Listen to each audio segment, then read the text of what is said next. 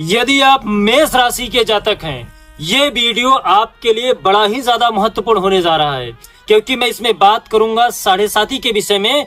29 मार्च 2025 के दिन मेष राशि के ऊपर साढ़े साती लग चुकी है। मेष राशि वाले ध्यान रखिएगा एक बात को कि जब शनि महाराज किसी के कुंडली पर अपनी नजर डालते हैं तो उसे राजा से रंक बना देते हैं और रंक से राजा भी बना देते हैं। 29 मार्च 2025 के दिन साढ़े साती का प्रभाव आपके कुंडली पर प्रारंभ हो चुका है। यहाँ पर आपको ध्यान रखना है कि शनि महाराज आपको यहाँ पर ठोकर मारने नहीं बल्कि निखारने आ रहे हैं। ये आपके जीवन का सबसे कठिन समय प्रारंभ हो रहा है, परीक्षा का समय है ये।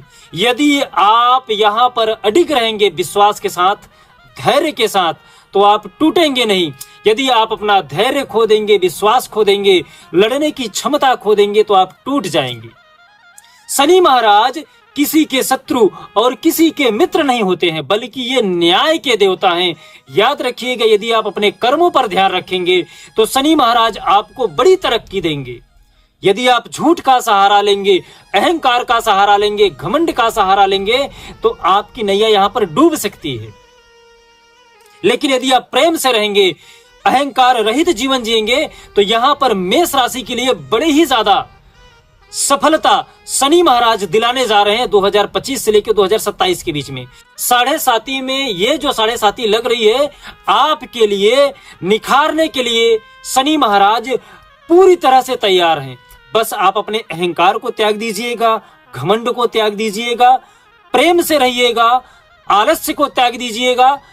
मैं 5 ऐसे बिंदुओं पर आपको चर्चा करूंगा, ऐसे 5 बिंदुओं पर ले चल के आपके बात बताऊंगा जहां से आपको लाभ हो सकता है, बड़े लाभ हो सकते हैं। व्यवसाय में नौकरी आपकी कब लगेगी, नौकरी आप में प्रमोशन कब मिलेगा, शिक्षा दीक्षा में क्या सफलता मिलने जा रही है साढ़े साती के समय में, साढ़े साती के लिए क्या उपाय करना चाहिए, एक एक करके बारीकी से चर्चा करूंगा। साढ़े साती में डरने की आवश्यकता नहीं है, बल्कि समझने की आवश्यकता है, जवाबदारी उठाने की आवश्यकता है, परिश्रम करने की आवश्यकता है। इसलिए आप डरिए मत, सही समय पे सही उपाय करिए और अपने जीवन को बेहतर करिए, आगे बढ़ाइए। और कहीं न कहीं जितनी ऊंचाई सफलता आपको शनिदेव दिला सकते हैं उतना कोई भी ग्रह आपको नहीं दिला पाएगा। उम्मीद करता हूं कि इस वीडियो में आपको आपके हर सवाल का मैं जवाब दे सकूंगा। लास्ट तक आप इस वीडियो को जरूर देखिएगा। जय श्री महाकाल। मैं राहुल तिवारी आप सभी का आपका अपने चैनल में हृदय से स्वागत करता हूं। दोस्त, मेष राशि वाले जो जातक है मैं बता दूं, यहां पर शनि की साढ़े साती आपके कुंडली में लग चुकी है।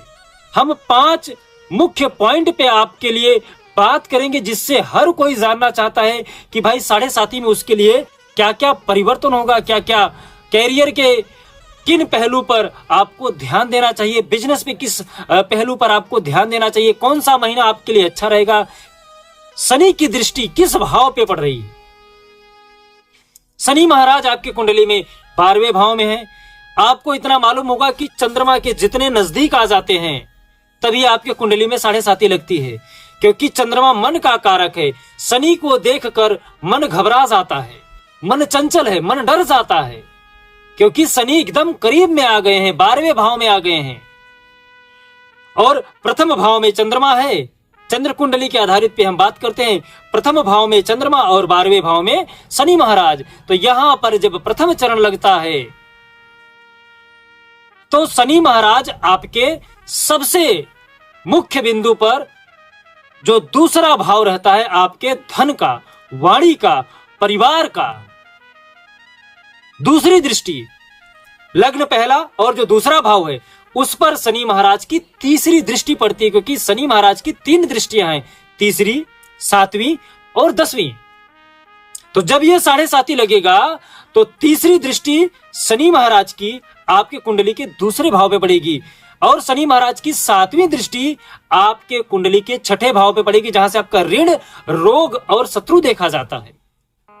10वीं दृष्टि आपके भाग्य के ऊपर पड़ेगा, धर्म के ऊपर पड़ेगा, तो इन तीनों दृष्टियों का आकलन करते हुए आपकी आर्थिक व्यवस्था कैसी रहेगी, विवाह के योग कैसे रहेंगे, व्यवसाय कैसे रहेंगे, स्वास्थ्य कैसा रहेगा, एक एक करके बारीकी से पहलुओं पर, हर पहलू पर चर्चा करूंगा और आपके लिए क्या उपाय है वो भी बताऊंगा।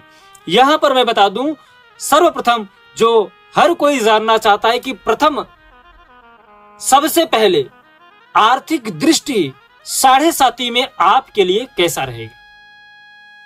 साढ़े साती में आर्थिक दृष्टि आपके लिए कैसा रहेगा।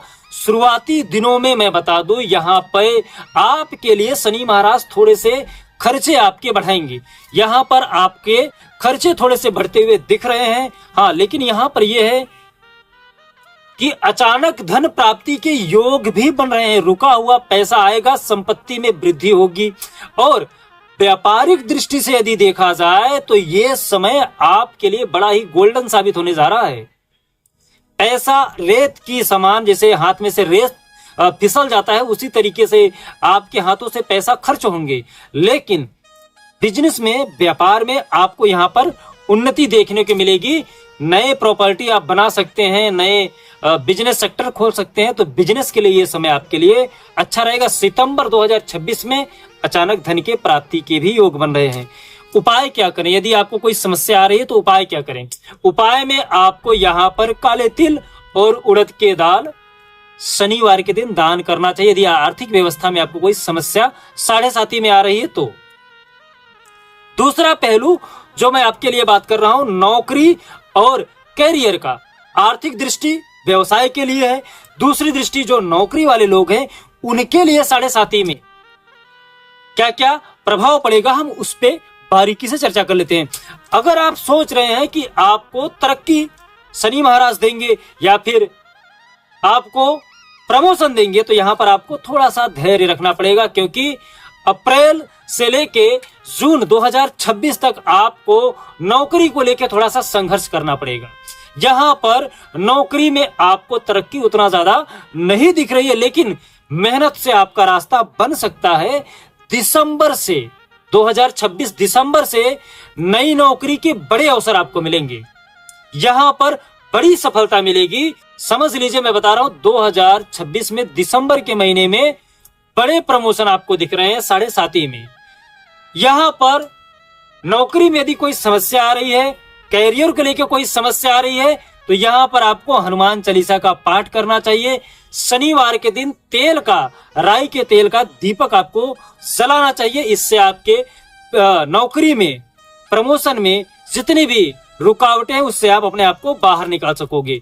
साथ ही साथ बात करूं यहाँ के आपके तीसरा जो बिंदु है, प्रेम प्रसंग और आपके वैवाहिक जीवन का, क्योंकि कहीं न कहीं आदमी पहला अपना आर्थिक स्थिति देखता है, नौकरी देखता है, बिजनेस देखता है, व्यापार देखता है, उसके बाद वैवाहिक जीवन, प्रेम प्रसंग जीवन का एक महत्वपूर्ण अंग है। तो इस पे भी साढ़े साती पर क्या प्रभाव पड़ेगा, उस पे भी मैं आपके लिए बारीकी से चर्चा करूंगा, ध्यान रखिएगा। 2025 से लेकर 2026 के बीच ये जो शादीशुदा जिंदगी वाले लोग हैं, इनके बीच में थोड़ा सा उतार चढ़ाव आएगा, रिश्ते टूटने के कगार पे भी आ सकते हैं।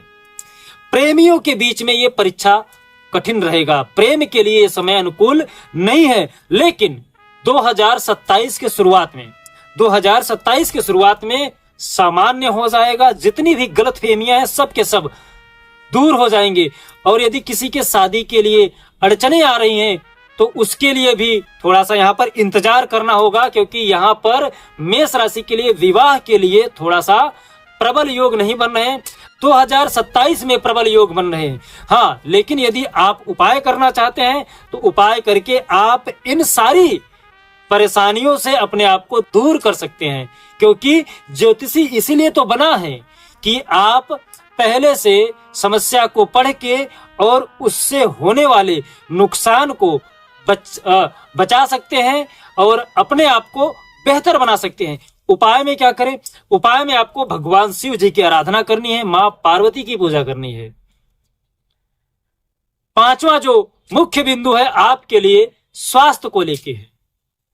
स्वास्थ्य के लिए मैं बता दूं 2025 में हड्डी से जुड़े हुए समस्या शनि महाराज दे सकते हैं।